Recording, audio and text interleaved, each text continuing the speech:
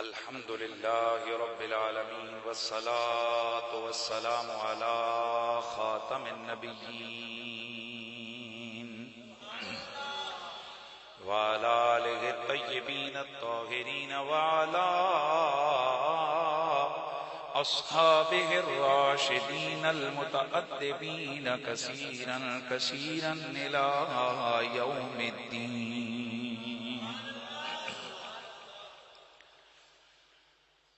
أما بعد فأعوذ بالله السميع العليم من الشيطان الرجيم. بسم الله الرحمن الرحيم.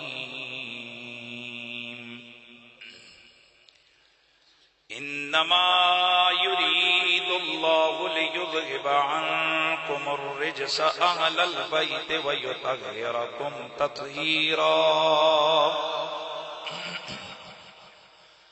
إن الله وملائكته يصلون على النبي يا أيها الذين آمنوا صلوا عليه وسلموا تسليما. الصلاة والسلام عليك يا سيدي يا رسول الله وعلى آلك وَأَصْحَابِكَ يَا سَيِّدِي يَا حَبِيبَ اللَّهِ. بلند آواز سے تمامی آباد پڑھ لیں.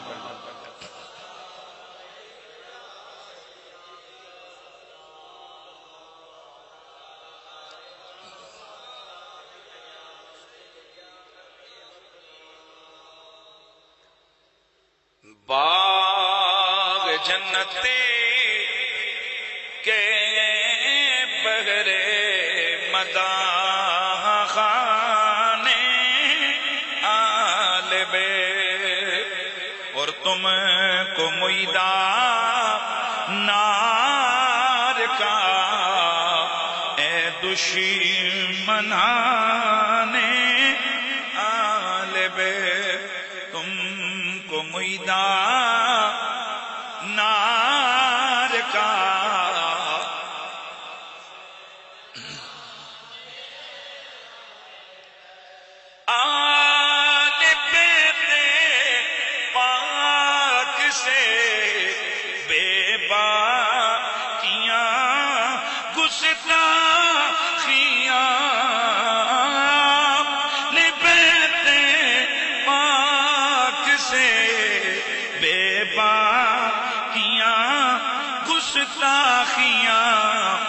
لعنت اللہ علیکم دشمنان بولو بولو لعنت اللہ علیکم دشمنان آل بیت. جان دینا سری کٹانا کوئی تم سے سیکھ لے. جان دینا سری کٹانا کوئی تم سے سیکھ لے. جان عالم ہو فدا اے خاندان آل بیت ہے. جان عالم ہو فدا اے خاندان اور تم کو مئیدہ نار کا اے دشمنان.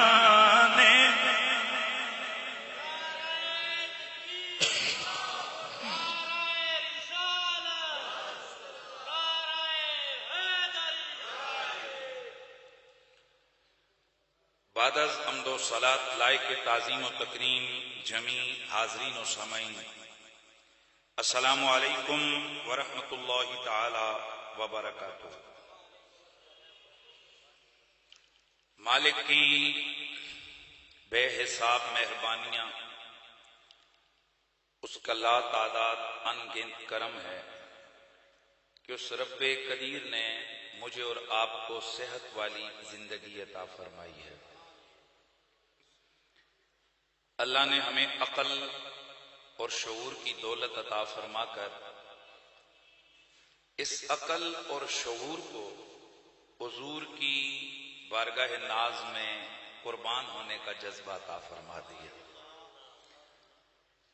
ہم مسلمان ہیں اور ہماری عقل، ہماری سوچیں سب کی سب حضور کی بارگاہ میں گم ہیں۔ حضور کی بات کے سامنے ہماری کسی بات کی کوئی حیثیت نہیں، حضور کے کلام کے سامنے ہمارے کسی کلام کی کوئی پاور نہیں، اور جو حضور کہہ دیں اس سے دائیں بائیں ہماری سوچ کی کوئی پرواز نہیں۔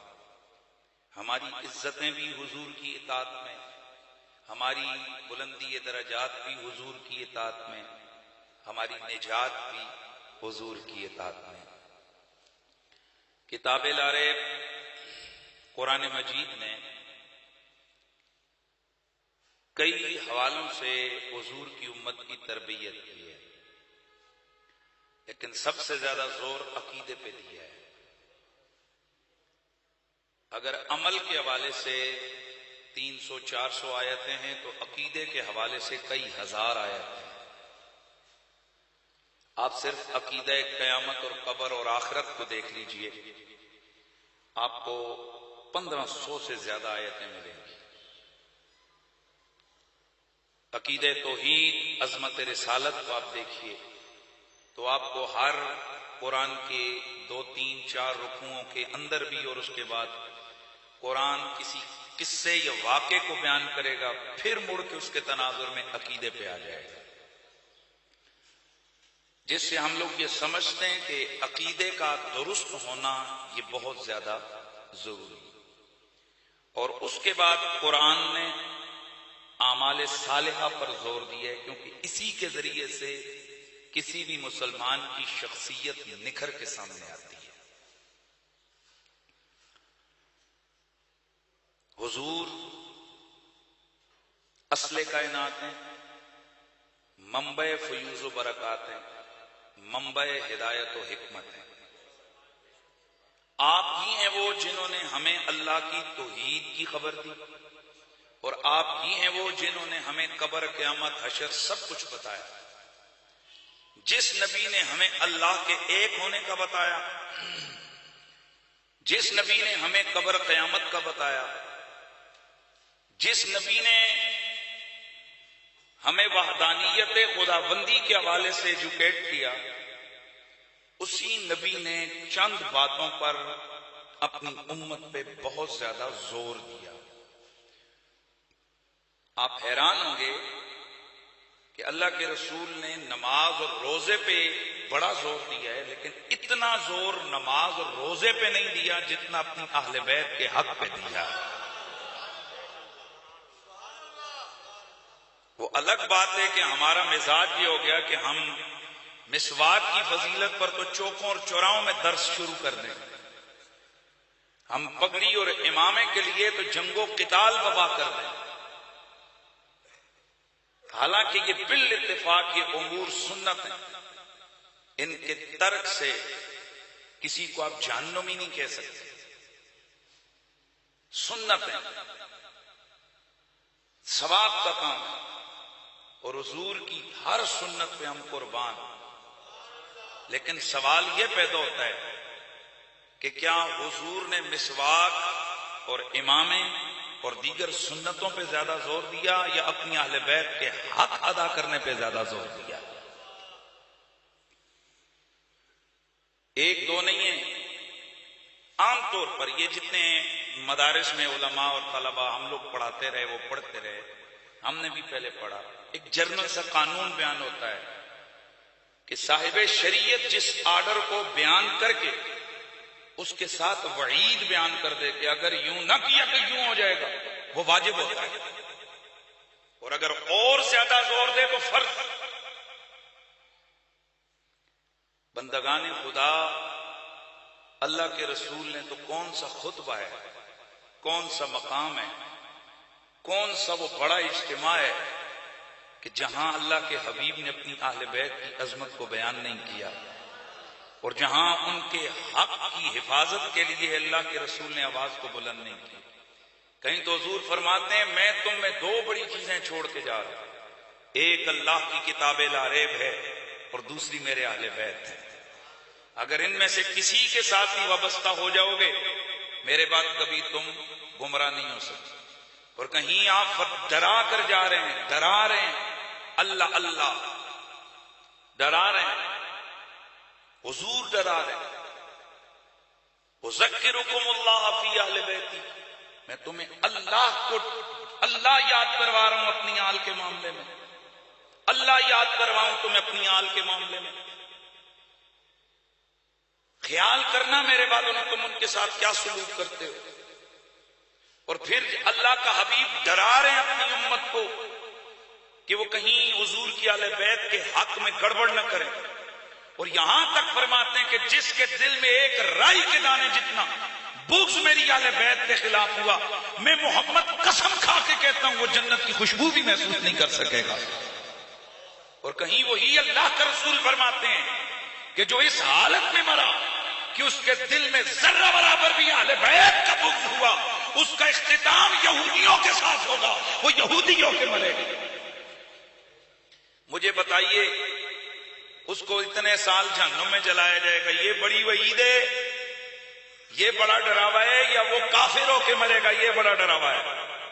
تو اب مجھے بتائیے کوئی شک رہ جاتا ہے اس معاملے میں کہ حضور کی اہل بیت کی عزت، حضور کی اہل بیت کی عظمت، حضور کی اہل بیت کی محبت ہم پر کیا ہے؟ فرض ہے، اور اس میں ذرہ برابر بھی کوتاہی ہو، یاد رکھیے نماز کی کوتاہی اگر ہو جائے، تمام حدیث اور ساری کتابوں میں موجود ہے، آپ اللہ سے بخشش کی امید کر سکتے ہیں۔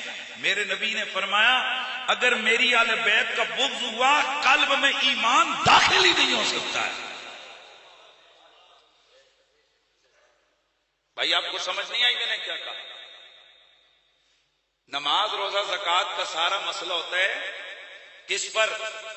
بولیے ایمان پر، ڈیپینڈ کرتا ہے ایمان پر۔ ایمان ہوا تو نماز روزے کا فائدہ ہے، اور ایمان ڈیپینڈ کرتا ہے۔ میرے نبی کی حدیث ایک نہیں کئی طرق سے حضور نے فرمایا لن يدخل قلب رجل الایمان، ہرگز بندے کے دل میں ایمان داخل ہی نہیں ہو سکتا حتی یحبکم، یہاں مخاطب حضور کی اہل بیت ہیں، اور واقعہ سب کو پتا ہے کہ حضور کے چچا ہیں۔ انہوں نے عرض کی یا رسول اللہ یہ لوگ ہمیں دیکھ کر نا یہ منہ بنا لیتے ہیں، تو حضور نے فرمایا جب تک تم سے یہ پیار نہ کر لیں ان کے دل میں ایمان داخل ہی نہیں ہو سکتا۔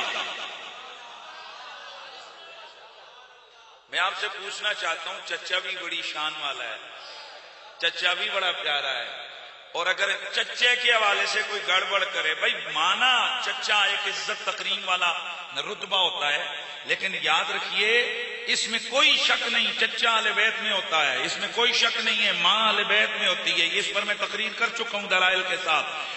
چچا کے بیٹے اہل بیت میں سے ہوتے ہیں، وہ میں تقسیم کر چکا ہوں۔ اہل بیت سکنا کون ہوتے ہیں؟ وہ سارا آپ حضرات کو معلوم ہے، وہ میں پوری بات کر چکا ہوں۔ بے شک ہم مانتے ہیں کہ یہ اہل بیت کے گھرانے میں سے ہیں، پر اہل بیت میں بالاتفاق جو رتبہ اور درجہ میرے حضور کے جگر کے ٹکڑے سیدہ زہرا پاک کو حاصل ہے وہ کسی اور کو حاصل نہیں ہے۔ اب آپ خود بتائیے اگر چچا سے اگر کوئی پیار نہ کرے اس کے دل میں ایمان داخل ہی نہیں ہو سکتا، تو جو محمد کے جگر کے ٹکڑے سے پیار چھوڑ ان کی بے ادبی کرے وہ مومن کیسے ہو سکتا ہے؟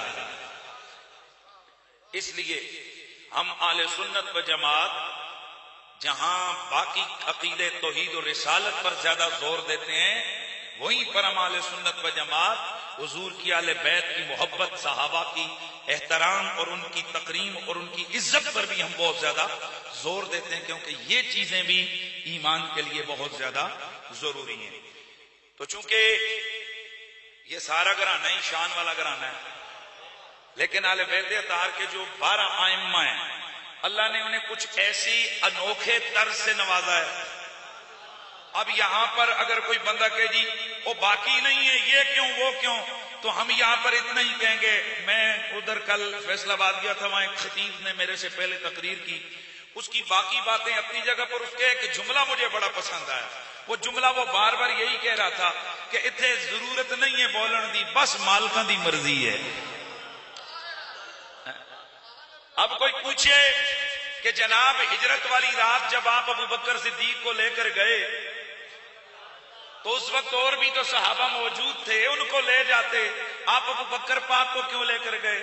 اور بستر پہ لٹانا تھا کسی اور کو لٹا دیتے، علی کو کیوں لٹا کر گئے؟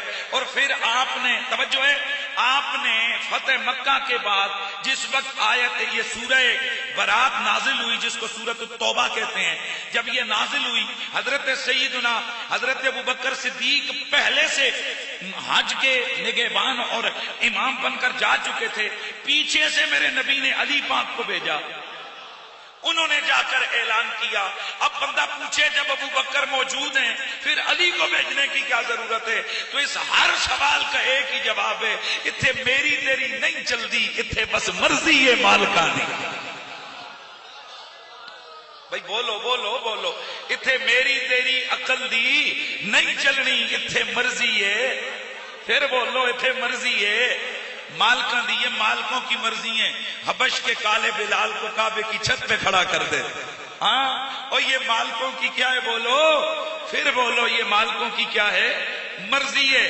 یہ مالکوں کی مرضی ہے کہ ساروں کے ہاتھ نیچے رکھیں اور میرا اللہ فرمائے اپنا ہاتھ اوپر رکھیں، اور اللہ فرمائے ید اللہ فوق ایدیہم، ان سب کے ہاتھوں پہ تیرا ہاتھ تھوڑا تھا، مجھ اللہ کا ہاتھ تھا. اور مصطفیٰ کہیں لوگوں یہ ہاتھ عثمان کا ہاتھ ہے. اب بندہ پوچھے ابو بکر کا ہاتھ نیچے، عمر کا ہاتھ نیچے، باقیوں کے ہاتھ نیچے، تو چونکہ عثمان تیسرے نمبر پہ ہوتے ہیں تو یہ کیا اوپر تو ابو بکر پاک کا ہاتھ ہونا چاہیے. تھے اے جواب آئے گا، چپ کر ملا، بولن دی ضرورت نہیں، بس مالکاں دی مرضی. بھئی بات سمجھ آ گئی ہے نا؟ مالکوں کی مرضی، نوکر کی، پیسہ کی، غلام کیا اور حجتیں کیا. میرا نبی تو ایک کالے پتھر کو چومے، غلام تو اس کالے پتھر پہ جان نشاور کرتے ہیں. یار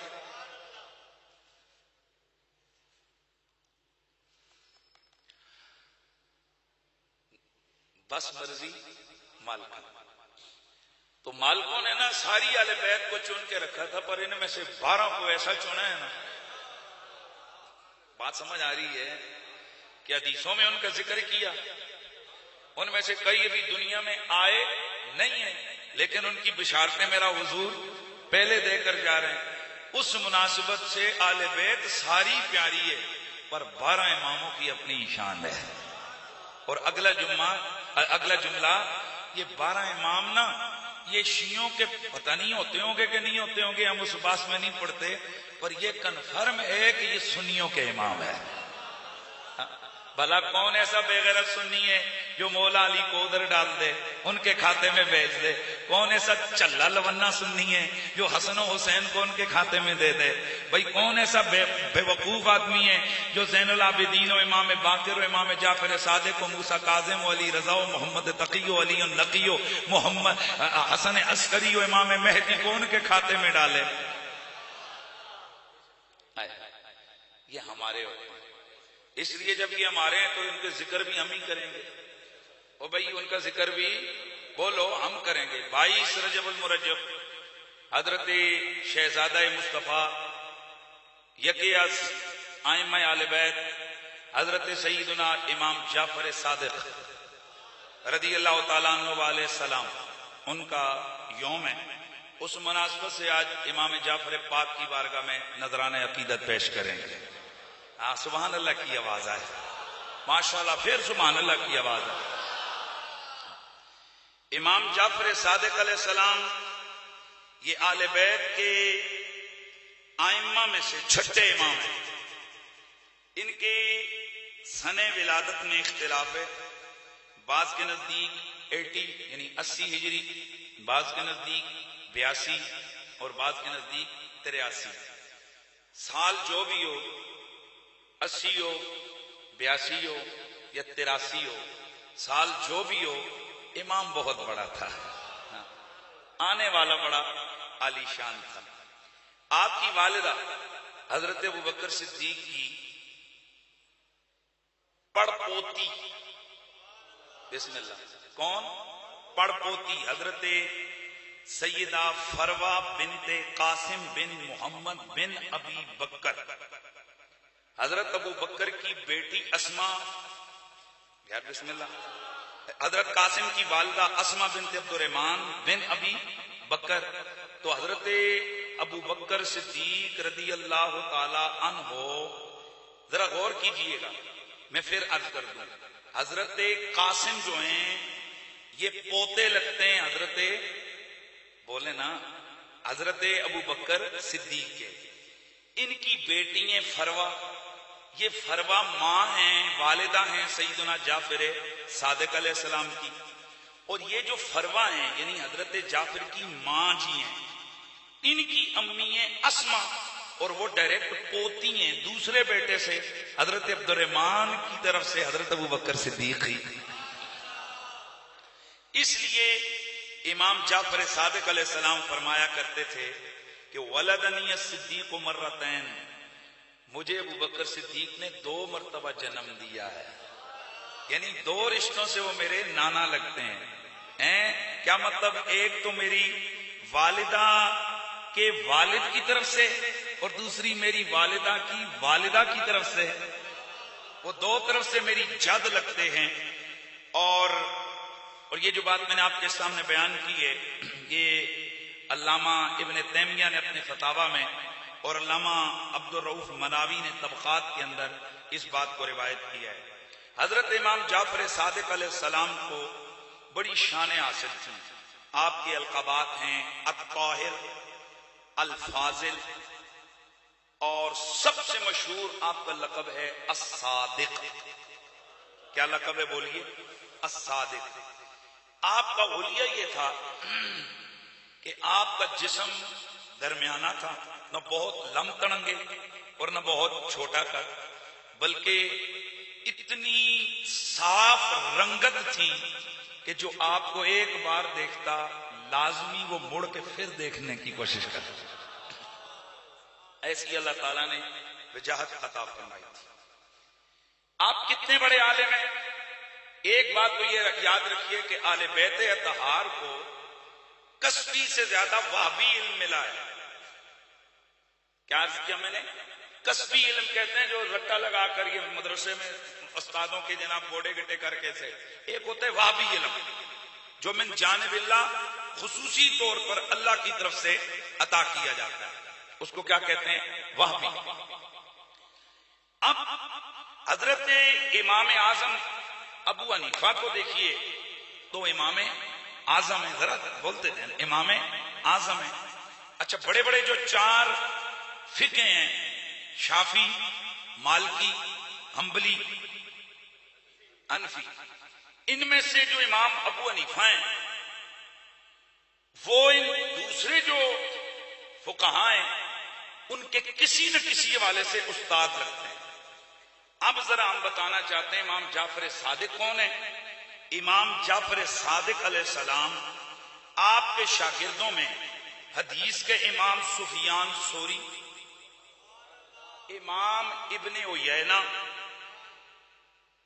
یحییٰ بن سعید، امام مالک اور امام ایوب السجستانی اور امام ابو ایوب السجستانی اور امام اعظم ابو حنیفہ۔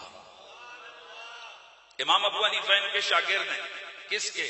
امام اعظم ابو حنیفہ شاگرد ہیں کس کے؟ امام جعفر صادق علیہ السلام۔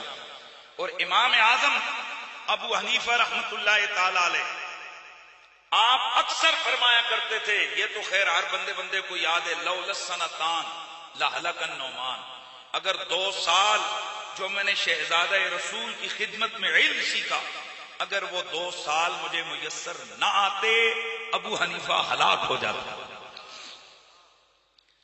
علماء نے اس پر آگے بڑی شروعات لکھی ہیں کہ کیا مطلب ہے کہ 2 سال اگر امام اعظم ابو حنیفہ پاک کو حضرت امام جعفر صادق علیہ السلام کی خدمت میں میسر نہ آتے تو وہ ہلاک ہو جاتے. وہ فرماتے اس کی وجہ یہ ہے کہ اس سے قبل امام اعظم کے پاس ظاہری علوم تھے، اور ظاہری علوم کا آپ پر اتنا غلبہ اور اس قدر عروج تھا کہ بڑے بڑے علوم گویا آپ کی بارگاہ کے اندر ہر وقت مستحضر رہتے تھے. اور آپ کو پتہ ہے کہ جب خشک ظاہری علم آ جائے نا اور اس کے ساتھ باطن کا تڑکا نہ ہو، روحانیت کی تائید نہ ہو، تو پھر بندے کو علم ہمیشہ گمراہ کر دیتا ہے. اور جب بندہ گمراہ ہو جائے تو یقیناً وہ تباہ و برباد اور ہلاک ہو جاتا ہے. تو اس لیے امام اعظم ابو حنیفہ جب حضرت امام جعفر صادق علیہ السلام کی خدمت میں بیٹھ کر آپ نے کتنا بولیے 2 سال پڑھا، 2 سال پڑھا. تو امام اعظم ابو حنیفہ کی زندگی کو جب ہم دیکھتے ہیں تو امام صاحب ملنگ بن گئے اہل بیت کے. بہت سارے علماء اس حوالے سے زبان جو ہے نا وہ بند رکھے ہوئے ہیں. امام اعظم ابو حنیفہ کی بڑی بڑی باتیں بتائیں گے اور آخر میں کہہ دیں گے کہ امام اعظم ابو حنیفہ کو شہید کر دیا گیا. اب پوچھا جائے کہ بابا کیوں شہید کیا گیا؟ او جی آپ کو انہوں نے چیف جسٹس بنانے کی کوشش کی خلیفہ ابو جعفر منصور نے، تو آپ نے انکار کر دیا، لہذا انہوں نے زہر دے کے آپ کو شہید کر دیا. اب کوئی عقل مند یہاں موجود ہے وہ کسی کو کونسلر کوئی بنانے کے لیے کہے، وہ 10 بندوں کو چھوڑ کے آ جاتا ہے. ایمنیشپ کے لیے لوگ 50-50 قتل کروا دیتے ہیں، اور ایک بندے کو اتنی بڑی سلطنت کا واحد قاضی اور چیف جسٹس بنایا جا رہا ہو اور بندہ مر جائے پر عہدہ قبول نہ کرے، یہ کوئی عقل میں گھسنے والی شے ہے؟ لیکن یہ کنفرم ہے کہ آپ کو شہید کیا گیا، اور ریزن بھی یہی تھی. اصل پتہ وجہ کیا تھی؟ وجہ یہ تھی کہ امام صاحب کا فتویٰ تھا یہ حکومت، یہ سلطنت، یہ سب کچھ حق آل محمد کا ہے. یار مہربان آپ فرماتے تھے ان عیاش حکمرانوں اور ان خلیفوں کی کوئی گنجائش نہیں ہے کہ اتنے بڑے بڑے ائمہ اہل بیت کے ہوتے ہوئے ان کو تخت نشین کیا جائے.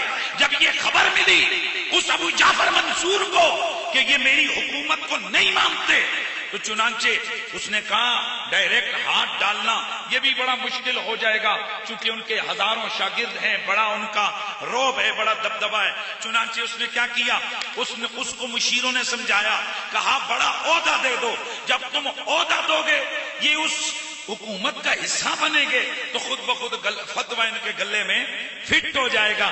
چنانچہ امام صاحب کو کہا گیا آپ ہمارے حکومت کے چیف جسٹس ہیں. آپ نے فرمایا میں اس کا اہل نہیں ہوں. وہ کہنے لگا نہیں تم اہل ہو. کہا اے جناب خلیفہ صاحب میں اس کا اہل نہیں ہوں، اور میں اگر اہل ہوں اور میں کہتا ہوں کہ میں اہل نہیں ہوں تو میں جھوٹ بول رہا ہوں. جھوٹا بندہ تو چیف جسٹس مان ہی نہیں سکتا. بات سمجھ آئیے. آپ نے جناب تعویل سے حکمت سے معذرت کر لی کہ میں ایسا نہیں کروں گا. چنانچہ اسی محبت اہل بیت کی پاداش میں امام اعظم ابو حنیفہ کو شہید کر دیا گیا. یہ وہی امام صاحب ہیں کہ جنہوں نے اس وقت کے امام زید جنہوں نے حاکم وقت کے خلاف خروج کیا ان کے حق میں فتویٰ دیا، اور یہاں تک فتویٰ دیا جو آج امام زید شہید کے ساتھ کھڑا ہوگا وہ یوں سمجھے وہ بدر میں رسول اللہ کے ساتھ کھڑا ہوا ہے. تو آج کے بعد آپ کے ذہن میں ہونا چاہیے امام اعظم ابو حنیفہ یہ شہید اہل بیت ہیں، ان کو بھی شہادت ملی اہل بیت کی وجہ سے. اور میں آپ کو کمال کی بات بتاؤں، یہ جتنے بڑے بڑے عروج پانے والے ائمہ ہیں ان کے پیچھے اگر ان کی ہسٹری کو چیک کرو خدا کی قسم آل محمد کا ہاتھ ان پہ نظر آتا ہے. امام شافعی کو دیکھو، امام مالک کو دیکھو، امام احمد بن حنبل کو دیکھو، بڑے بڑے ائمہ امام عبد الرزاق کو دیکھو، امام حاکم کو دیکھو. یہ بڑے بڑے جو ائمہ ہیں نا ان ائمہ، امام شارانی کو دیکھو، امام سیوطی کو دیکھو، اور پیر مہر علی شاہ گولڑوی کو دیکھو، اعلیٰ حضرت فاضل بریلوی کو دیکھو، یہ جتنے جناب حضرت شاہ عبد الحق محدث دہلوی کو دیکھو، ان سارے لوگوں کی زندگی کو آپ پڑھو یہ فنا نظر آتے ہیں اہل بیت اطہار کی محبت میں. اور جب لوگ آل محمد کے ہو جاتے ہیں نا خدا زمانہ ان کے حوالے کر دیتے ہیں، زمانہ ان کا مدخواں ہو جاتا ہے. اللہ اکبر. تو میں بات کر رہا تھا امام اعظم ابو حنیفہ جیسا بندہ بھی حضرت امام جعفر الصادق رضی اللہ تعالی عنہ کا کیا ہے؟ شاگرد. ابن قتیبہ، یہ اہل علم جانتے ہیں یہ کتنا بڑا نام ہے، ابن قتیبہ. اس کی کتاب ہے الادب الکاتب. اس میں وہ لکھتے ہیں کہ امام جعفر صادق علیہ السلام نے ایک کتاب لکھی، کتاب الجفر، اور اس میں قیامت تک ہر شے کا علم ہے جس کے لوگ محتاج ہیں.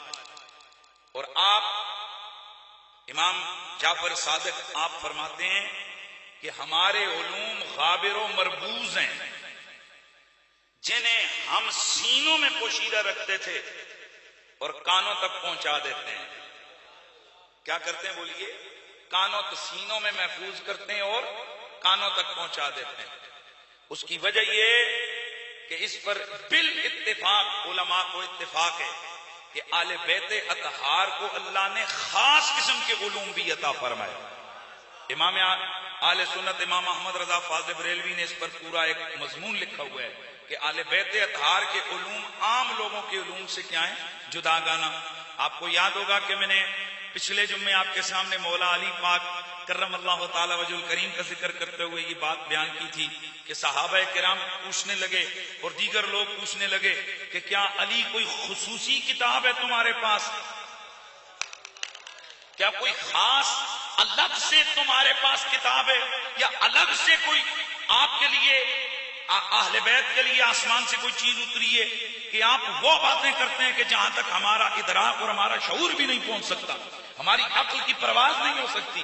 تو حضرت مولا علی نے کیا فرمایا کہ اللہ کی قسم ہمارے پاس صرف اللہ کا قرآن ہے یا وہ رسول اللہ کا فرمان ہے، لیکن اللہ نے ہم آل محمد کو ایک خاص دانست اور خاص سمجھ عطا فرمائی ہے جس کے ذریعے سے ہم قرآن و سنت کے معانی کو اس طرح بیان کرتے ہیں کہ تم سمجھتے ہو کہ ہمارے پاس کوئی الگ سے کتاب ہے. الگ کتاب نہیں ہے، بس اللہ کی جانب سے الگ سے شعور ضرور ملا ہوا ہے. یہی بات ہے حضرت مولا علی نے فرمایا ہمارے لیے الگ سے کوئی شریعت نہیں ہے، شریعت اسلامیہ ہی ہے. یہ آج کل آپ ایک لفظ بڑا سنتے ہو، لوگ کہتے ہیں سیدوں کے لیے کوئی الگ شریعت آ گئی. بالکل نہیں آئی. لا حول ولا قوت الا باللہ. الگ نہیں ہے، اسی شریعت میں ان کے حقوق کچھ الگ بیان کیے ہوئے ہیں. یار مہربانی کرو، کس قدر پاگل پنے کی بات ہے کہ کوئی بندہ کسی کو کہے ابا ہے ہی اس کے کھلو جا، باپ آئے اس کے جوتے سیدھے کر، باپ آئے اس کے ہاتھ دھلا، باپ آئے اس کے ساتھ اچھا سلوک کر، اور وہ کہے جی کہ ابے واسطے الگ شریعت آ گئی ہے. اور پائی جی اسی شریعت میں ابے کے حقوق الگ بیان کیے گئے ہیں. شریعت اسلام ہی ہے سب کے لیے. نماز سیدوں پر بھی فرض ہے، نماز ہم پہ بھی فرض ہے، زکوٰۃ ان پہ بھی فرض ہے، زکوٰۃ ہم پہ بھی فرض ہے. ان پہ بھی لازم ہے کہ وہ حلال کھائیں، ہم پر بھی لازم ہے کہ ہم بولیے حلال کھائیں. شریعت سب کے لیے ایک جیسی ہے، لیکن کچھ ان کے لیے الگ ضرور آ گیا ہے. وہ الگ کیا آ گیا کہ فرمایا جو میرے ہو گئے ان کو میرا سمجھ کے اس طرح ٹریٹ کرو، اس طرح سلوک کرو کہ جیسے تم چاہو کہ میرے سامنے تم ان کے ساتھ سلوک کرتے ہو. یہ بات درست ہے. سادات کے لیے کوئی الگ سے شریعت کچھ یہاں بولو نا یار، سیدوں کے لیے کوئی الگ سے شریعت نہیں ہے، لیکن اسی شریعت نے ان کے لیے قوانین الگ مقرر کیے ہیں. مثلا میں اور آپ غریب ہوں تو زکوٰۃ کھا سکتے ہیں، سید زکوٰۃ نہیں کھا سکتا. اب بندہ کہ اسلام تو سب کے لیے ایک ہے، شریعت تو سب کے لیے ایک ہے. او پائی جی یہ گل اگر سید آ کے زکاتاں ہڑپ کرن اتنے ملا وڈیاں وڈیاں ڈانگاں چک کے کھلو جاندے نے کہ نہیں نہیں یہ بات درست ہے لیکن تمہارے لیے الگ سے قانون موجود ہے. تو پھر منو نا جی زکاتاں دا مسئلہ آوے تے الگ قانون نظر آ جاندا ہے، تے جے سادات دی عزت دا مسئلہ آوے الگ قانون نظر نہیں آتا.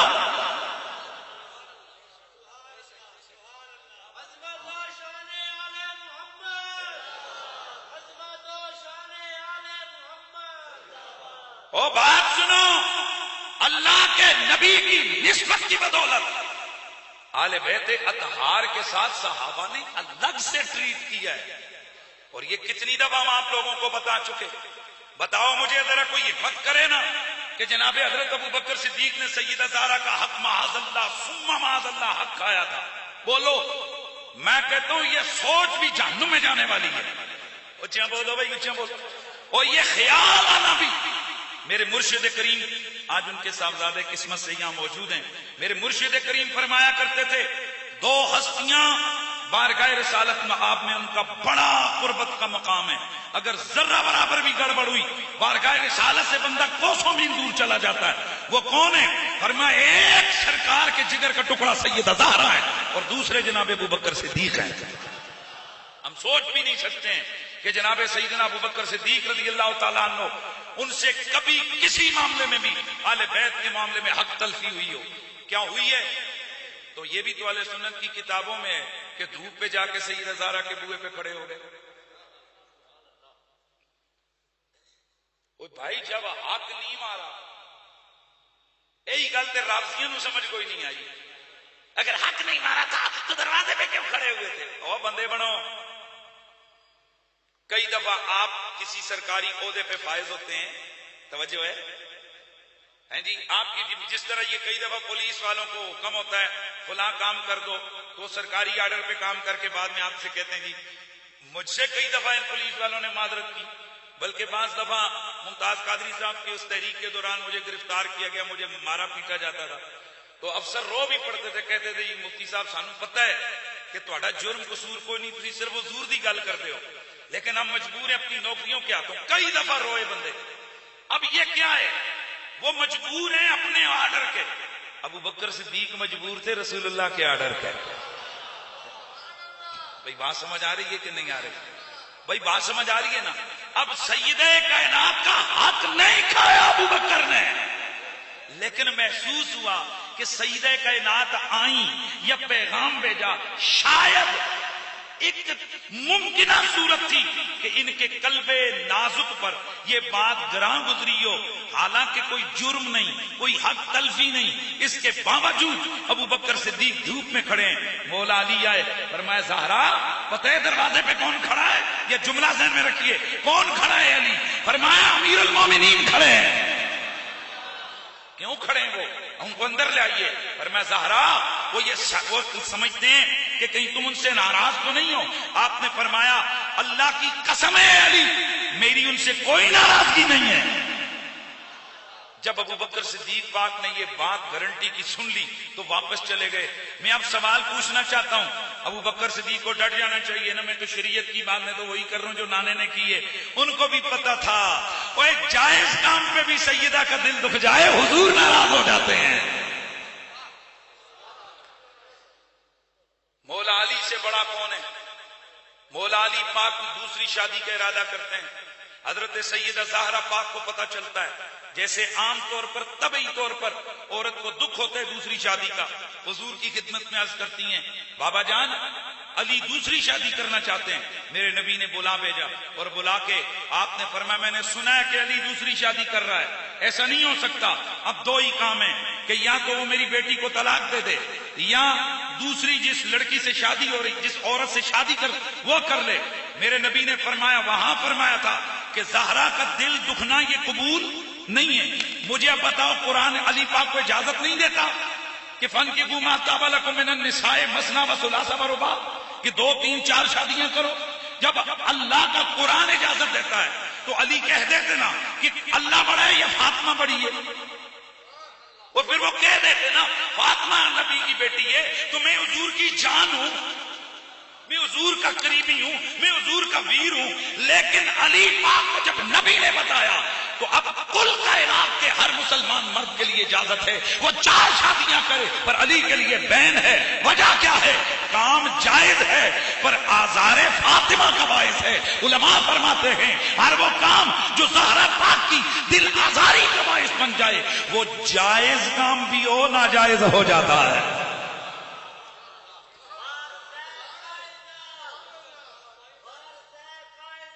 بائیں بن پاک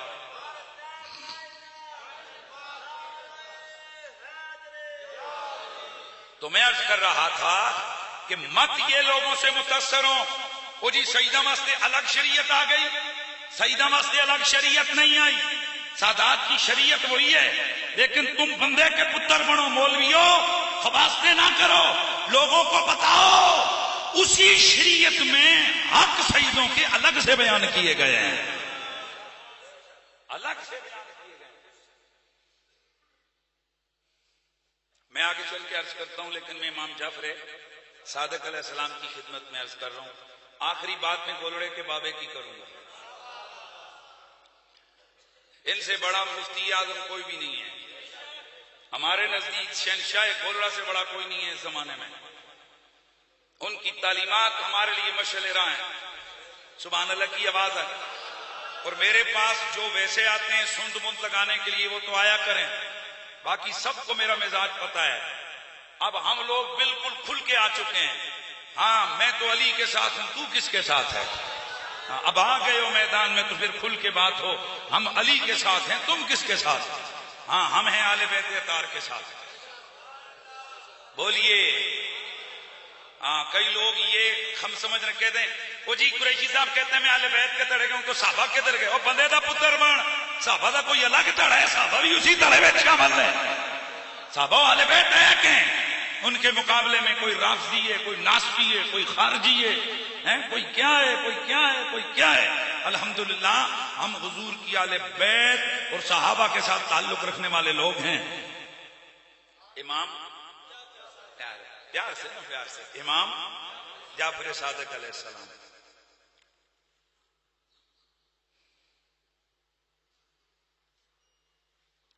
حکیم بن عباس کلبی اس نے ایک شعر کہا تھا،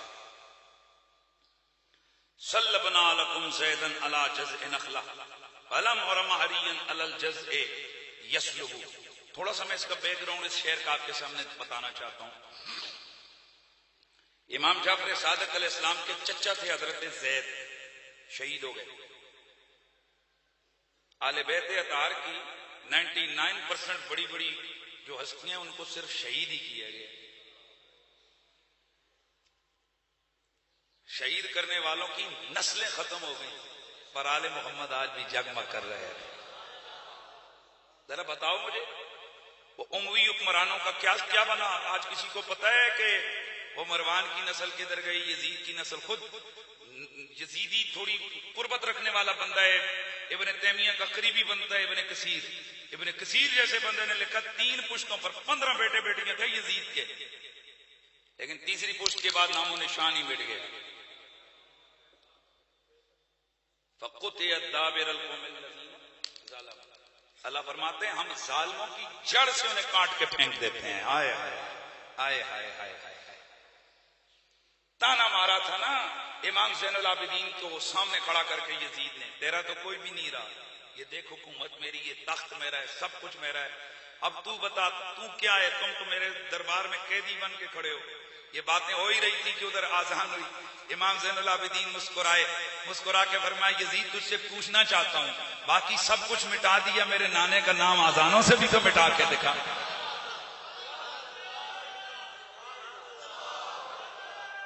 حضرت سیدہ زینب نے اسی لمحے فی البدی خطبہ کہا، آپ نے خطبے میں کیا کہا؟ آپ نے فرمایا جب تک قرآن باقی ہے ہم آل محمد باقی ہیں، جب تک نماز باقی ہے ہم آل محمد باقی ہیں، اور جب تک آذان باقی ہے ہم آل محمد باقی ہیں۔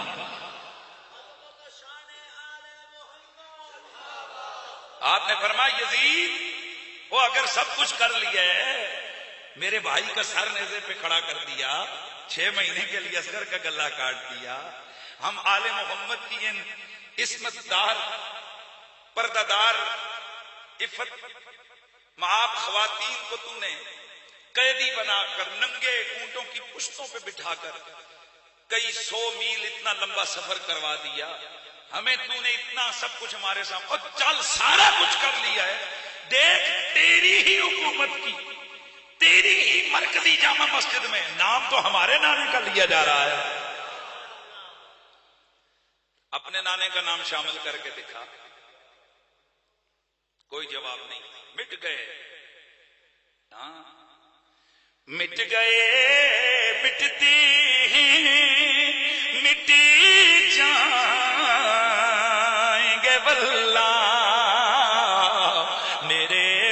حسین تیرا نام مٹانے والے، میرے حسین تیرا نام مٹانے، بڑے بڑے ائمہ اہل بیت ان کی ہسٹریوں کو اٹھا کے پڑھو. یہ جو 12 کے 12 ائمہ ہیں ان کو دیکھو، کہیں زہر دے کے شہید، کہیں خنجر سے شہید، کہیں تلوار سے شہید، اور کہیں پھانسی کا پھندا لگا کے شہید. اے آل محمد، کیا قربت ہے تمہیں اور شہادت کو آپس میں؟ علی سے لے کے نیچے تک سب شہید ہی شہید ہیں. شہادت ہی شہادت. مجھے ایک دفعہ ایک بزرگ نے کہا تھا، قریشی صاحب اے خود شہید ہوندے رہے نے نا تے جڑے انہاں دے ذکر کردے نے نا وہ بھی سکھا وچ نہیں رہندے، جڑے انہاں دا لڑ پھڑدے نے نا وہ بھی سکھ وچ نہیں رہتے. ہر دور میں ان کے خلاف بڑے بڑے محاذ کھڑے ہوتے ہیں. میں نے کہا یار وہ سب کچھ ہوتا ہے پر اختتام بتاؤ کس کا چنگا ہوتا ہے. کئی لوگ ہمیں پاگل سمجھتے ہیں، وہ سمجھتے ہیں یہ پاگل ہے، انٹرنیشنل اس کو شہرت ملی ہوئی ہے، لوگ اس کے جناب پاؤں کے نیچے چادریں بچھاتے ہیں، یہ اٹھتا ہے کبھی کس کے خلاف بولتا ہے کبھی کس کے خلاف.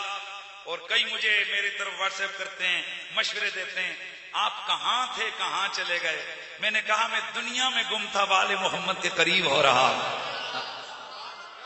ہمیں نہیں سمجھ آ رہی کہ لوگ ہمارے مخالف ہو رہے ہیں. ارے پگلو، اور جو جا کر 5 لاکھ کی گاڑی کا سودا کرتا ہے نا، وہ اتنا چلل منا نہیں ہوتا، وہ 10 شو روموں سے پتا کر کے چنگا ریٹ لگا کے اپنی 5 لاکھ کی گاڑی بیچتا ہے. تم کیا سمجھتے ہو اپنی پوری زندگی کی کمائی یوں ہی داؤ پہ لگا رہے ہیں؟ نہ کسی نے کہا تھا نا اے ڈگے تے کچھ تک کے ڈگے ہے. اے پتر جی اسی آل محمد دے در تے ڈگے ہاں تے کچھ تک کے ڈگے ہوئے ہیں. فکر نہ کرو، ہماری عزتیں ان کے ہاتھ میں ہیں. زمانہ روٹ جائے پر مجھے پرواہ نہیں سید،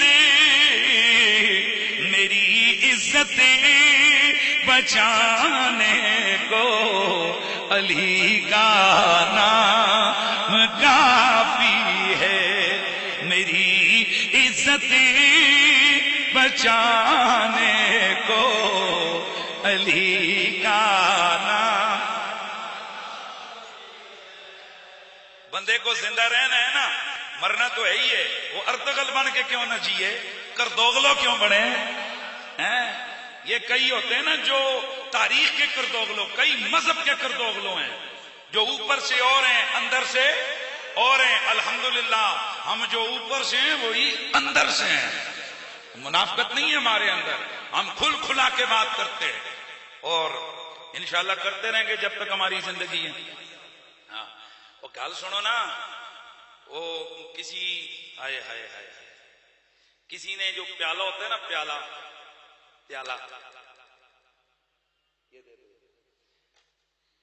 یہ تو اب آپ کو ویسے نظر آ رہا ہے نا، تو وہ مٹی کا پیالہ تھا تو وہ محبوب کے لبوں سے لگا. تو جب محبوب چلا گیا تو دیکھنے والے نے اس کو دیکھ کے کہا بڑے خوش قسمت ہو بھائی، کہاں جا پہنچے ہیں؟ تو گویا اس کو زبان ملی پیالے کو اس نے کہا عاشق صاحب یہ میں ہی نہیں پہنچ گئے لبوں تک، ہم پہلے مٹی تھے، خوب کوٹا گیا، پھر صحیح کر کے نچوڑا گیا، پھر صحیح، پھر رگڑے پہ رگڑا، پھر رگڑے پہ رگڑا، پھر ہماری چال ڈال ڈھالنے کے لیے مٹی سے ہمیں یوں بنایا گیا. پھر بھی بات پوری نہیں ہوئی. جب ہم خشک ہو گئے نا، ہمارے اندر سے ساری تری نکل گئی، ہم خشک ہو گئے نا، پھر ہمیں آگ کی بھٹی میں جلایا گیا. پھر جل جل جل جل کے جب بالکل سرخ ہو گئے نا، کچھ بھی نہیں رہا نا، پھر ہم لبوں تک پہنچے ہیں. اتنا آسان نہیں ہے لبوں تک پہنچنا. یہ سب سبق ہم نے پڑھا ہوا ہے، ہمیں یہ سب پتا ہے. ہم تو کہتے ہیں ہم حضور کی اہل بیت کے نوکر ہیں. ایک دھڑکا لگا رہتا ہے کہ اگر انہوں نے ایک ہی دفعہ کہہ دیا یہ ہمارا نہیں تمہارا بچہ.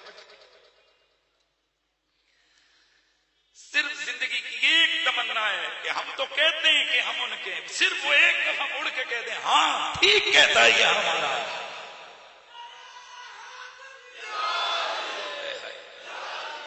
بروز حشیر میرے سے کی لاج رکھ لینا، تمہارا ہوں تمہارا ہوں تمہارا یا رسول اللہ، تمہارا تمہارا ہوں، بولیے آواز آئے، تمہارا یا. امام زین العابدین پاک کے دو بیٹے تھے، امام محمد باقر اور حضرت امام زید. کون؟ حضرت امام زید. امام زید انہوں نے حاکم وقت کے خلاف اس کی خباستوں کی وجہ سے خروج کیا، اور ان کے بارے میں جس وقت حاکم وقت کو پتہ چلا آپ میدان جنگ میں گرفتار ہو گئے. آپ کو کھجور کے تنے کے ساتھ لٹکا دیا گیا، یعنی خشک کھجور کے تنے کے ساتھ. آپ کی لاش مبارک 4 سال اور 2 ماہ تک، کتنا؟ 4 سال اور 2 ماہ تک شہر کے دروازے پر کھجور کے تنے کے ساتھ لٹکتی رہی. امام جعفر صادق علیہ السلام قائم اللیل اور صائم الدہر تھے، اور آپ قرآن سے بڑی محبت کرتے ہیں. اگر آپ کے ساتھی فرماتے ہیں کہ اتنی سی دیر کی جتنی دیر میں بندہ سفر میں گھوڑے سے اتر کے ایک سائڈ پہ تھوڑا سا سستانے کے لیے بیٹھتا ہے، آپ کو اتنا سا موقع بھی ملتا آپ تب بھی قرآن پڑھنا شروع کر دیتے. اتنا قرآن سے پیار تھا. کتنا عرصہ بھائی بولیے؟ 4 سال 2 ماہ تک آپ کی لاش شہر کے دروازے پر لٹکتی رہی. مرور حالات زمانہ موسم کی وجہ سے آپ کے جسم کے کپڑے گل سڑ گئے، ختم ہو گئے. ایک گل کو سمجھ آ رہی ہے؟ آپ کے کپڑے جو ہے نا گل سڑ گئے. تو آپ کا جیسے ہی ہوا آئی اور آپ کے جسم عطر سے کپڑا جو چیتڑا تھا وہ بھی اڑا. نہ جانے کہاں سے مکڑی آئی اور اس نے پل بھر میں آپ کا جو ستر والا ایریا تھا وہاں پر اس نے جالا تن دیا.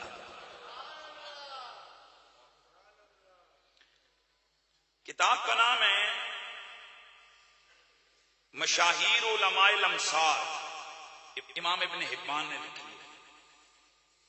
اس میں موجود ہے کہ جس لکڑی کے اس کھجور کا وہ جو تنا تھا خشک، اس کے ساتھ جس کے ساتھ ان کو پھانسی دی گئی، اللہ کا کرنا یہ ہوا کہ بڑے بڑے صوفیاء وہاں آتے اور جو وہاں آ کر دعا کرتا اس کی دعا قبول ہو جاتی.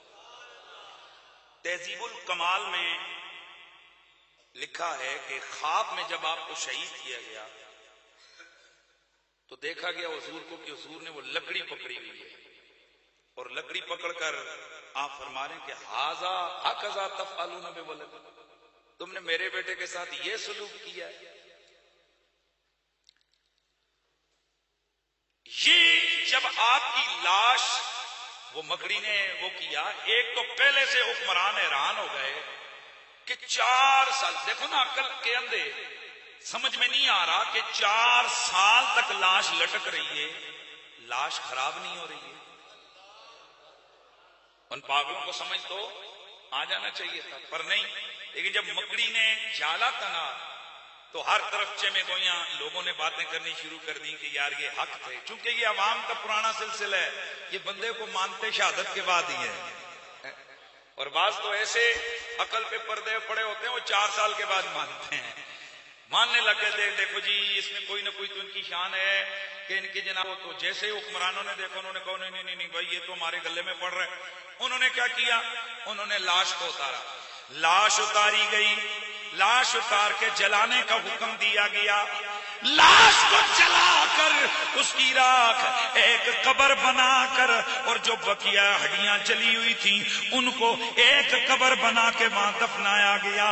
اللہ کا کرنا وہ جو جلی ہوئی لاش مبارک تھی امام زید کی، وہ جس قبر میں رکھی گئی، لوگ حیران ہو رہے ہیں کہ اس قبر سے صبح و شام قرآن کی تلاوت کی آواز آ رہی ہے۔ میں نے امام جعفر صادق بولا تھا، امام زید جو ہے نا، ان کو کیا تھا، قرآن سے بہت پیار تھا۔ اچھا، یہ جو امام زید کو مصلوب کیا گیا، یعنی پھانسی لٹکایا گیا، کس پر؟ کھجور کے تنے کے ساتھ لٹکایا گیا، تو اس وقت کا حکم بن عباس کلبی، اس نے ایک دن امام جعفر صادق کو دیکھا، دیکھ کے طنز ماری۔ طنز سمجھتے ہو؟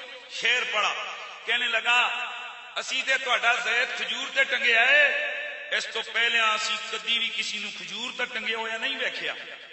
یعنی ان کو طنز ماری کہ تیرے چچے کو کیا کیا گیا ہے، ہم نے ان کی لاش کو لٹکائے رکھا ہیں۔ ولم اور مہرین علی الجز یسلبو، اس سے پہلے اس پورے جزیرے عرب میں کسی کو یوں کھجور کے تنے کے ساتھ یوں نہیں لٹکایا گیا۔ حضرت امام جعفر صادق اور تو کچھ نہیں کر سکے، آپ نے فرمایا اللہم سلط علیہ قلبا من کلابک، یا اللہ اب کوئی کتا ہی اس پر نازل فرما، مسلط فرما، کوئی کتا اس پہ مسلط فرما جو کہ ہمارے آل محمد کی اس بے ادبی اور اس طنز کا جواب دے۔ چنانچہ یہ بنو امیہ کا یہ ایک تھا، کو گورنر ہے، اس کو جناب حاکم وقت نے کوفہ بھیجا، راستے میں شیر ملا، شیر نے اس کو کیا کیا، چیر پھاڑا، اور بالکل جناب اس کی لاش کو خراب کر کے کھایا نہیں ہے۔ ہاں، شیروں کو بھی پتہ ہے کہ اپنے اندر یہ گند نہیں ڈالا جاتا، صرف ان کتوں کو، ان خبیثوں کو جو ہے نا، ان کو رگڑنا ہے، ان کو کھانا نہیں ہے۔ تو اس کو جس وقت وہ شیر نے چیر پھاڑ دیا، امام جعفر صادق علیہ السلام کو جب یہ خبر پہنچی کہ اللہ تبارک و تعالیٰ نے میری دعا کو قبول کیا، تو آپ نے فرمایا اے اللہ تیرا لاکھ لاکھ شکر ہے، سجدے میں گر گئے آپ کے اس مالک کا شکر جس نے ہمارا وعدہ پورا فرما لیا۔ بات یہ ہے کہ امام جعفر صادق علیہ السلام اتنے عامل، علم، عمل، تقوی، اس کے اس عروج پر تھے کہ جس کی مثال ملنا مشکل ہے۔ امام جعفر صادق علیہ السلام مدینہ شریف میں تھے، ایک یہودی آیا، توجہ ہے کیا ہوا، یہودی آیا، 6 مہینے تک رہا چھپ چھپا کے، پھر مسلمان ہو گیا۔ واپس جانے لگا تو عرض کی کہ اے حضور دعا فرمائے اللہ میری والدہ کو بھی مسلمان کر دے۔ آپ نے فرمایا سختی نہ کرنا، وہ اپنے موقف پر اور زیادہ سخت ہو جائے گی، اس کی خدمت کرنا، اس کا دل جیتنا۔ گھر آیا، صبح و شام کبھی ماں کے کھانے کا پوچھ رہا ہے، کبھی اس کے پاؤں دبا رہا ہے، کبھی اس کا جناب کھانے کا، کبھی کپڑے لا رہا ہے، بہت زیادہ خیال رکھنے لگا۔ تو ماں کہتی ہے بیٹا جب سے تم سفر سے آئے ہو کچھ بدلے بدلے لگتے ہو، یہ آخر تبدیلی کیوں آئی؟ کہنے لگا اماں ایک بزرگ تھے، ان کی صحبت میں بیٹھا ہوں تو مجھ میں یہ تبدیلی آ گئی۔ ماں کہنے لگی بھلے لوگ، وہ کوئی نبی ہوگا، وہ کوئی نبی ہوگا جس نے تجھ پہ اتنا اثر کیا کہ تو بالکل ہی بدل گیا ہے۔ ہائے ہائے، کہنے لگی بیٹا وہ ضرور کوئی نبی ہوگا جس کی صحبت نے تجھ پہ اتنا اثر کیا ہے۔ عرض کی ماما وہ نبی نہیں تھے، بلکہ نبی کی اولاد میں 7ویں پشت پر نبی کی اولاد کے ایک امام تھے۔ کہنے لگی بیٹا پھر مجھے کلمہ پڑھا، مجھے مسلمان کر، اس لیے کہ اگر 7ویں پشت پہ اس نبی کی اولاد کا اتنا اثر ہے تو اس نبی کا کتنا اثر ہوگا۔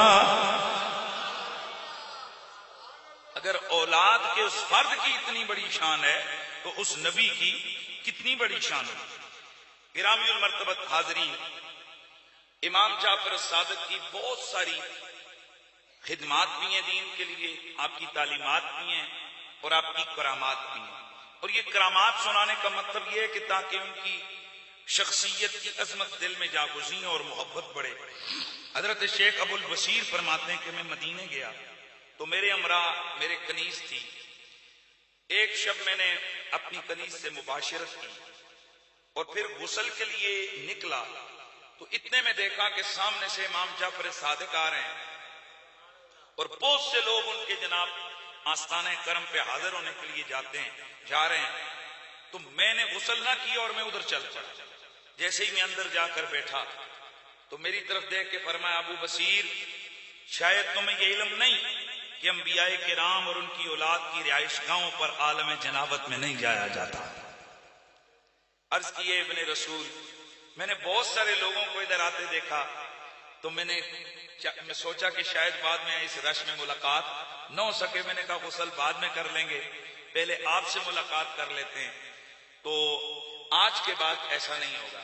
اب مجھے بتائیے کہ جن کی آگے نسل کی 7ویں پشت میں ایک امام وقت کو اللہ نے اتنا شعور اور اتنا کشف اور اتنا علم دیا ہوا ہے کہ وہ بندے کی خلوتوں کے حالات سے بھی نہ واقف ہیں اور بے خبر نہیں ہے۔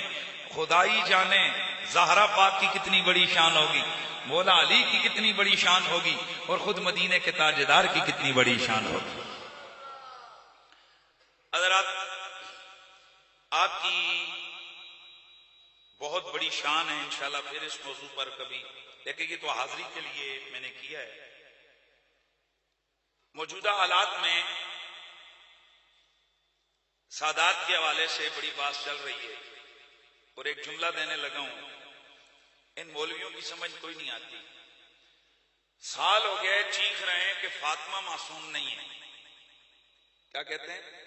فاطمہ معصومہ نہیں ہے، اہل بیت کے امام معصوم نہیں۔ حیران ہوں، وہ معصوم نہیں ہے اور یہ نعرے لگا رہے ہیں کہ سیدوں کو معصوم بنا دو۔ میرے خیال میں آپ کو نہیں سمجھ ہے۔ کہتے ہیں جی کہ ائمہ اہل بیت معصوم نہیں ہے۔ وہ بندے دے پترو او معصوم اگر نہیں ہے تو پھر بتاؤ کہ تم کیا چاہتے ہو کہ آج کل کے سارے سید معصوم ہو جائیں؟ او بھائی اگر وہ معصوم نہیں تو یہ معصوم ہے، ان سے کوئی گناہ نہیں ہو سکتا۔ ان سے خطائیں اور گناہ ہو سکتا ہے سیدوں سے، لیکن ان کے گناہوں اور خطاؤں کی وجہ سے ان کی عزت ختم نہیں ہوتی ہے۔ یہ میرے ہاتھ میں شہنشاہ گولڑا پیر مہر علی شاہ صاحب کے حالات پر لکھی ہوئی کتاب ہے مہر منیر۔ اس میں ایک واقعہ ہے کہ ایک سید مزمل حسین شاہ صاحب تھے اٹک کے، وہ قلندرانہ روش رکھتے تھے اور ان کے بہت سارے عقیدت مند ملنگ بھی رہتے تھے، اور وہ ایک جگہ پر ان کا ڈیرا سا بنا ہوا تھا، وہاں بھانگ پیتے رہتے تھے۔ توجہ ہے، گالا ذرا سمجھو، کیا کرتے رہتے تھے؟ بھانگ پیتے رہتے تھے۔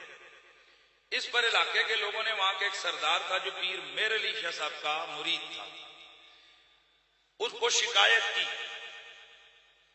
کی کہ جناب یہاں پر یہ جو ملنگ بیٹھے ہوئے ہیں یہ بھانگ پیتے رہتے ہیں، یہ کچھ ٹھیک کام نہیں ہے، لہذا کچھ کریں۔ تو انہوں نے وہ جو ڈیرا سا تھا نا، جو ٹھیک ایسا تھا ملنگوں کا، اس کو سردار نے کیا کیا، آ کر علاقے کے چودھری اور سردار نے اکھیڑ دیا۔ شاہ صاحب کو جب پتا چلا، اور انہوں نے کئی لوگوں نے باتیں بھی کی، تو شاہ صاحب کو جب پتا چلا کہ بھئی اس طرح کا کوئی معاملہ ہوا ہے، ملنگوں کے ساتھ معاملات ہوئے ہیں، حالانکہ کام غلط کیتا سی اس کے ٹھیک ہے، وہ بھائی پانگ دا اڈا ختم کیتا سے کام غلط ہے، کام ٹھیک ہے بھائی، چرس اور پانگ والا اڈا کوئی بندہ ختم کرے کہ کام غلط ہے کہ ٹھیک ہے؟ کام ٹھیک ہے۔ اس پہ اگر مولویوں سے کہو گے آپ کو پورے 50 صفحے کا فتویٰ لکھ کے دے دیں گے، کام بالکل کے ٹھیک ہے، لیکن اس کام کے ساتھ ساتھ سید صاحب کی دل آزاری ہو گئی، چنانچہ انہوں نے پیر مہر علی شاہ صاحب کی طرف پیغام بھیجا کہ مرید آپ کا ہے اور اس نے یہ حرکت کی ہے۔ چنانچہ پیر مہر علی شاہ صاحب نے واپس اس سردار کی طرف خط لکھا۔ سبحان اللہ کی آواز۔ میں چاہتا ہوں کہ پیر مہر علی شاہ صاحب کی وہ عبارت آپ کے سامنے پیش کروں تاکہ سب کو پتہ لگ جائے کہ سید کیا ہوتا ہے اور اس کی شان کیا ہوتی ہے۔ آپ فرماتے ہیں اپنا نام لکھ کر فرماتے ہیں کہ قادر مطلق و حکیم برحق جل والا شان نے خلق کو زوج یعنی جفت پیدا کر کے خود کو فردیت یعنی یکتائی فردیت اور یکتائی میں وحدہ لا شریک کا، پھر بعض کو بعض پر فضیلت دے کر سب کو فقراء اور اپنے کو غنی ٹھہرایا، کواکب سے آفتاب اور ایام سے یوم جمعہ علی حاضل قیاس حتیٰ کہ انبیاء سے باعث ایجاد عالم صاحب تاج لولاک احمد مجتبی صلی اللہ علیہ وسلم کو ممتاز فرمایا۔ وَأَمَّا بِنِعْمَتِ رَبِّكَ فَحَدِّثْ کا ارشاد پہنچا کر آدم و من دونہ تحت لوائی یوم القیامہ سنوایا۔ پھر وہ واسطہ جمیلہ اس حبیب ازلی اور شاہد لم یزلی کے اپنے کلام پاک کو نازل فرما کر عہد دیرینہ یوم میثاق بجواب الستو بربکم جس کو ہم بباعث تمادی قرون کثیرہ کے بھول گئے تھے یاد دلایا، اور اطاعت اوامر و اجتناب نواہی کو دلیل استقامت اور پختگی عہد مذکور کے ٹھہرایا۔ من جملہ اوامر شریفہ کہ امر قل لا اسالکم علیہ اجرا الا المودۃ فی القربى، یعنی کمال دوستی اور خلوص محبت اہل پاک کے ساتھ رکھو، جن کے حق میں انما یرید اللہ لیذھب عنکم الرجس اہل البیت ویطہرکم تطہیرا فرمایا۔ ذالک فضل اللہ یؤتیہ من یشاء۔ آگے پھر پیر مہر علی شاہ صاحب نے محی الدین ابن عربی رحمۃ اللہ تعالی علیہ کی ایک عبارت لکھی۔ کیا کیا؟ عبارت لکھی اور لکھ کے فرمایا خلاصہ یہ ہے اولاد فاطمہ جو قیامت تک ہونے والی ہے آیت تطہیر میں داخل ہے، یعنی پاک اور مغفور ہے، گو بظاہر ان سے گناہ بھی صادر ہو تاہم بعد اجرائے حدود شرعیہ مغفور ہیں، ان کی توہین اور مذمت کسی اہل اسلام کے لیے جائز نہیں۔ اس گروہ پاک کے پاک ہونے کا مدار کسی عمل پہ نہیں، یعنی یہ جو آل بیت ہیں سادات ہیں ان کی طہارت کا دار و مدار عمل پر نہیں ہے، بلکہ یہ محض فضل خدا کا ہے، جسے چاہتا ہے وہ عطا کر دیتا ہے۔ پھر آگے فرماتے ہیں کہ اس گروہ پاک کی مذمت کرنے والا خود محل مذمت میں ہوتا ہے، اگرچہ ان سے گناہ صادر بھی ہو۔ جو شخص اللہ اور اس کے رسول کے ساتھ ایمان رکھتا ہو اس کو چاہیے کہ اس پاک گروہ کے ظلموں کو بھی بمنزلہ جریان قضاء و قدر سمجھے، یعنی ظلم کو بھی ان کی طرف منسوب نہ کرے بلکہ راضی ہو کر مسلم رکھے، یعنی اگر سید کسی کے ساتھ زیادتی کر کے ظلم کرے تو یہ نہ کہے کہ سید ظالم ہو گیا ہے، بلکہ یہ کہے کہ میری تقدیر میں یوں لکھا ہوا تھا۔ جیسے اگر گر کے کسی کی ٹانگ ٹوٹ گئی تو وہ کسی کو کوستا نہیں ہے بلکہ کہتے ہیں میرے نصیب میں ایسا تھا، تو فرماتے ہیں یہاں پر بھی وہ یوں کرے۔ اور پھر آگے ارشاد فرماتے ہیں کہ اگر اس قدر ایمان قوی نہ رکھتا ہو تو ہر مصیبت میں جو اس کو اپنے مال یا جان یا عزت میں اہل بیت سے پہنچے صبر کرے، یعنی سادات کی طرف سے کوئی مسئلہ ہو جائے تو صبر کرے۔ ہاں احکام شرعیہ بے شک ان پر جاری کیے جائیں گے، یعنی اگر کسی سید نے قتل کر دیا تو وہ اگر وہ قاتل ہے تو اس پہ حد لگے گی، اسی طرح اور حدود شرعیہ اس پر لگیں گی، اس میں کوئی الگ سے نہیں ہے، مگر آل اسلام کو ان کی مذمت نہیں کرنی چاہیے، یعنی اس کام کو برا کہنا چاہیے پر یہ نہیں کہنا چاہیے سید بڑا پیڑا ہے، کم پیڑا ہے سید پھر بھی چنگا ہے، مہربانی کرو یار مہربانی کرو۔ اور اپنے حقوق کو ترک کرنا ان کی تعظیم کے واسطے اولا ہے، یعنی سید کی عزت میں اپنا حق بھی معاف کر دے یہ بہتر ہے۔ اور کیوں کر ایسا نہ ہو جبکہ حبیب مکرم صلی اللہ علیہ وسلم کل آل اسلام سے اپنی آل قرابت کے واسطے دوستی رکھنے کا سوال فرما رہے ہیں، یعنی حضور خود کہہ رہے ہیں میری آل کے ساتھ دوستی رکھو۔ اللہ آگے فرماتے ہیں پھر ان کے ساتھ بغض رکھنے کے بعد کل حشر کے دن ان کے سامنے کس طرح منہ دکھلائیں گے اور شفاعت کی امید رکھیں گے۔ پھر آگے پیر صاحب لکھتے ہیں کہ شیخ اکبر آگے چل کر لکھتے ہیں کہ اگر تو حاکم ہے تو صاحب حق سے طلب عفو کر کہ اہل بیت سے اپنے حق کا مطالبہ نہ کرے، یعنی اگر کوئی قاضی کے پاس سیدوں کے خلاف کیس لے کر آیا تو قاضی یا گورنر یا حاکم وہ سفارش کر کے کہے کہ یار تم ان کو معاف کر دو. نہیں سمجھ آئے؟ سید کے خلاف اگر کوئی کیس لے کر آیا تو محی الدین ابن عربی کیا کہتے؟ وہ کیا کرے؟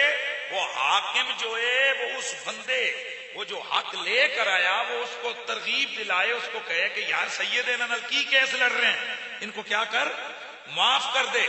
اگر کسی طرح نہ ہو سکے تو پھر حکم شرعی کو امضا کر دے. یعنی اگر ایسا نہیں وہ معاف کرتا تو پھر قاضی جو نا حد اس پہ لگائے گا. پھر فرماتے ہیں کہ اس فرقہ پاک کا قداور مرتبہ جو عند اللہ ہے، اگر تجھ کو معلوم ہو جائے تو تو ان کے غلاموں کی غلامی کو بھی اپنی لیے غنیمت سمجھے. خوف طوالت کے واسطے آگے انہوں نے نا عبارت چھوڑ کے فرماتے ہیں کہ جس کو ضرورت ہو وہ حضرت شیخ محی الدین ابن عربی رحمت اللہ تعالی علیہ ان کی کتاب فتوحات مکیہ کو جو ہے نا وہ جا کر پڑھے. اس لیے دوستان گرامی پیر مہر علی شاہ صاحب کی یہ تحریر اور اعلی حضرت فاضل بریلوی کا رسالہ ہے فتاوی رضویہ کے اندر ارات الادب، کیا نام ہے اس کا؟ ارات الادب. وہ پورا رسالہ صرف سیدوں کی شان میں لکھا گیا ہے. کس نے؟ اعلی حضرت فاضل بریلوی نے. لہذا موجودہ حالات میں سوشل میڈیا کے ذریعے سے جس طرح یہ ایک ٹرائل ہو رہا ہے سادات کے خلاف، سیدوں کے حوالے سے نئے نئے مفتی فتوے گھڑ رہے ہیں کہ سید اگر نیک ہو تو ادب کرو، بد ہو تو تعظیم نہ کرو. یہ بالکل فکر رضا کے خلاف ہے، ہمارے بزرگوں کی تعلیمات کے خلاف ہے. اعلی حضرت فاضل بریلوی واضح طور پر فرماتے ہیں کہ سید کا ادب عمل کی وجہ سے نہیں ہوتا، اس کے نسب اور خون کی وجہ سے ہوتا ہے. اور سید کا نسب اور خون عمل کی وجہ سے ختم نہیں ہوتا، کیونکہ کسی کا بھی نسب بد عملی کی وجہ سے ضائع نہیں ہوتا. البتہ کفر اگر سید سے زرزد ہو جائے تو پھر اس کا رشتہ حضور سے کٹ جائے گا. لیکن اعلی حضرت نے آگے جا کر اس کو بھی بڑا زبردست کلوز اپ کیا. وہ فرماتے ہیں کہ اگر سید سے کفر ہو اور وہ توبہ نہ کرے تو سمجھ جاؤ یہ سید تھا ہی نہیں، کیونکہ سید ہوتا اس سے کبھی یہ کافر نہ ہوتا، کیونکہ جو کافر ہو وہ جہنم سے باہر نہیں رہ سکتا اور جو سید ہو وہ جہنم میں جا نہیں سکتا. کہتے ہیں کہ ہماری بات نہیں، اللہ تعالیٰ نے حضرت فاطمہ زہرا سے وعدہ کیا ہے کہ حضور نے خود فرمایا کہ میری بیٹی فاطمہ ہے، یہ بھی جہنم کے قریب نہیں جائے گی، اس کی ذریت بھی جہنم کے قریب نہیں جائے گی. تو جن کی یہ شان ہے، اب میں پوچھنا چاہتا ہوں تیرے سے تو ملا جہنم بھری جائے گی، سید تو جہنم کے قریب بھی نہیں جائیں گے، تو پھر کیا کہے گا یا ان کے لیے اور شریعت ہے اور ہمارے لیے اور شریعت ہے؟ ایسا نہیں ہے. ذالک فضل اللہ یؤتی من یشاء. مردوں کو عورتوں پر فضیلت ہے.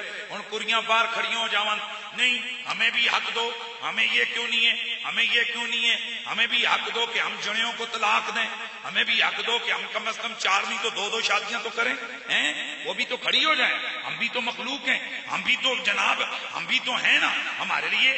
تو ہم انہیں کہیں گے بھئی تسی کڑیاں ہی رہو، اسی جنے ہیں. ذالک فضل اللہ یؤتی من یشاء. ہمیں رب نے مرد بنایا، یہ اس رب کا فضل ہے. جس رب نے ہمیں مرد بنا کے عورتوں پر فضیلت دی اور ہم اپنی ایک فضیلت بھی عورتوں کے سامنے ڈیگریڈ ہونے کو پسند کرتے ہیں. اور بولو بھائی بولو، کل توڑیاں زنانیاں کھڑیاں ہو کے کہون کہ اوے تو جنے تے میں بھی کڑیاں، میرا بھی آپ کے چل تو 4 بیاہ کیتے میں 2 تے کریں گی. تم کیا کرو گے؟ برداشت کرو گے؟ تم کہو گے تو عورت ہے، مسلمان ہے، تجھے تیرا حق شریعت نے دیا، مجھے میرا حق شریعت نے دیا، میں اپنے شریعت کے دیے حقوق پر فخر کرتا ہوں اور یہ اللہ کا فضل ہے مجھے مل گیا یہ حق. تو جس طرح تجھے مردانگی کا فضل ملا ہے نا، اسی طرح سیدوں کو قربت رسالت کا فضل ملا ہوگا. جس طرح اپنا فضل جتاتے ہوئے عورتوں پہ تمہیں کبھی حیا نہیں آئی، تو بھئی سید اگر اپنا فضل جتائیں یا ان کے فضل کو کوئی دوسرا بیان کرے تو پھر کسی کے پیٹ میں کیوں درد اٹھتا ہے؟ اس لیے یہ آمنہ مسجد کے اسٹیج ہے، یہاں سے ہمیشہ یہ صدا اٹھی ہے اور انشاءاللہ میرا جنازہ بھی اٹھ جائے گا نا تو یہ صدا اس اسٹیج سے انشاءاللہ ختم نہیں ہوگی کہ ہم کل بھی آل زہرا کے نوکر تھے اور ہم آج بھی آل زہرا کے نوکر ہیں. اللہ تعالیٰ سب کو سلامت رکھے. والسلام علیکم ورحمۃ اللہ.